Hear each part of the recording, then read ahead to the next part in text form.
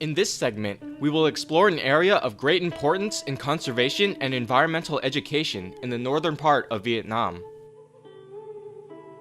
While studying the environment, University of Washington Tacoma and Vietnam National University students have worked together to learn firsthand about coastal erosion, climate change, and the role of mangrove trees in combating both of these issues.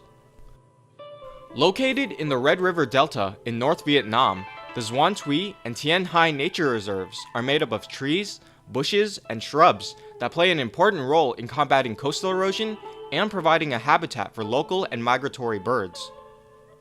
Mangrove swamps are just one defense against coastal erosion. The roots of the trees help hold the soil in place and also provide an area for a variety of marine life to live. They also play an important part in the battle against climate change. According to a paper by Kevin Irwin titled Wetlands and Global Climate Change, mangrove trees act as what is known as carbon sinks. What this means is that they pull carbon from the environment and store it.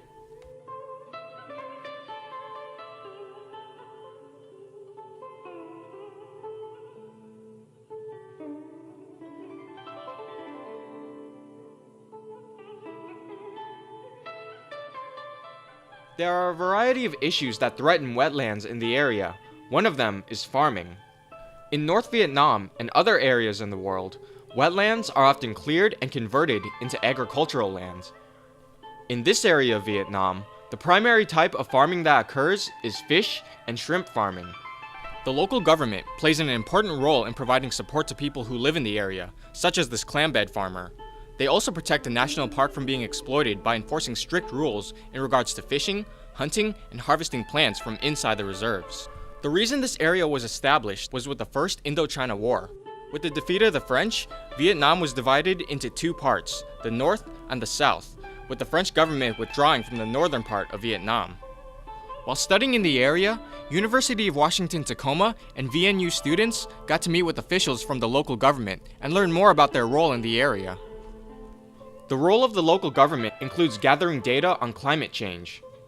The staff at this station changes rarely, and they are well known and trusted by the local people.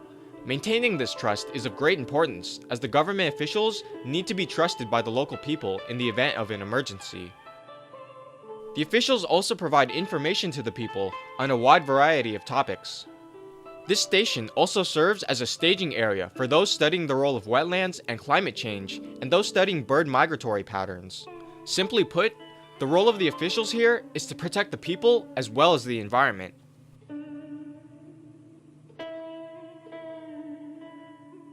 The local people share this area with the national park, which also serves as a mangrove plantation. Primary succession. Before planting the plantation here, all of this area covered by sand dune, because here is the estuary of the Red River. This is Zach, a student from Vietnam National University. The kind of fruit often we can find often on the sea, the coast. He's especially interested in environmental science because his home is only a few kilometers from the park.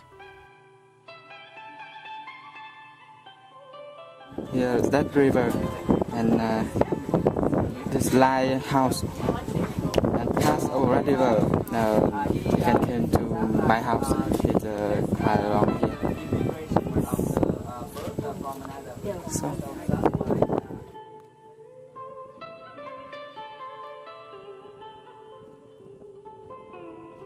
Preserving the environment in the area is of the utmost importance for future generations. Local people and government organizations are exploring ways to preserve the environment and striving to work harmoniously to meet the demands of conservation as well as the needs for locals to make a living. Working with the Vietnam National University students from the University of Washington Tacoma are being broken into groups to help transplant trees. When transplanting mangrove saplings, the ground has to be fairly dry. The soil in the area is extremely clay-like, and digging up saplings to transplant is a bit of a challenge. In order to ensure the survival of the recently planted saplings, they must be planted a couple of feet away from each other in holes that are between 9 to 12 inches in depth, and with the soil packed closely around the roots of the sapling. This small act is just one way in helping protect and conserve the health of this area.